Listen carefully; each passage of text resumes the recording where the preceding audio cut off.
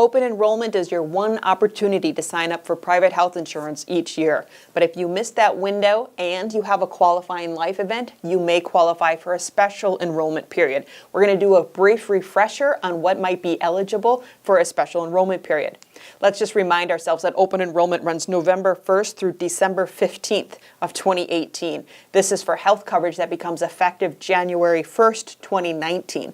To enroll, if you're in a state that uses the federal marketplace, you can visit healthcare.gov.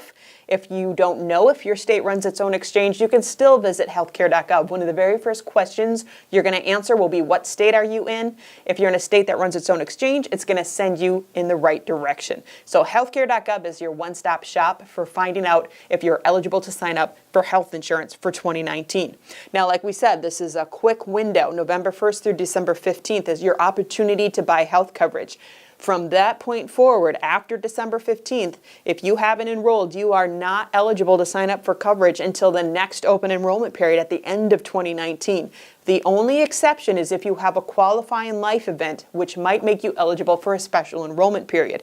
And we have those outlined on the screen. What might make you eligible to sign up for health insurance after that window has closed? Examples are if you have a change in qualifying coverage, you have a change in your employer-sponsored insurance or Medicaid or Medicare, perhaps you lost eligibility for one of those, you would then be eligible to sign up for health coverage on healthcare.gov as a special enrollment period.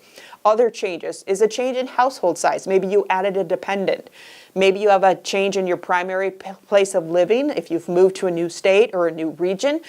Since health insurance is largely local and regionalized, you would be potentially eligible to enroll in a brand new plan that's in a different state.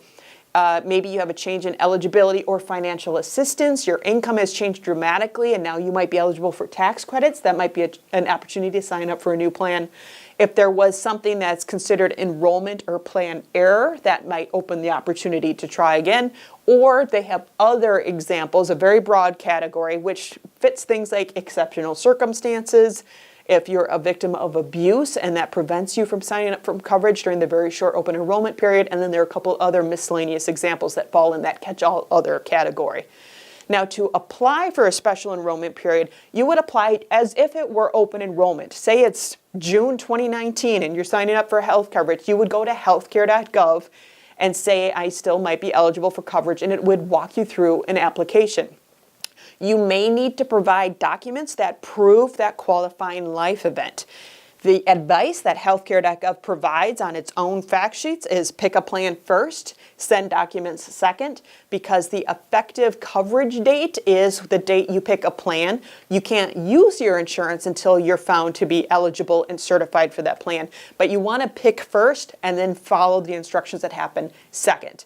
You have 30 days to submit any kind of proof that might be requested of you. You can send that online or by U.S. mail, and their advice, as we always share, is to not send original documents. So if you do prove that you have a change in family size, you've added a dependent, they might request to see proof of that. You can send a document to verify that change, and you move forward from there. You can read more on eligibility for special enrollment periods from CMS itself. They have a fact sheet that'll guide you through it and answer some of your questions. They also make a webinar available. You can, of course, send us your questions or an email at healthwatchwisconsin.org.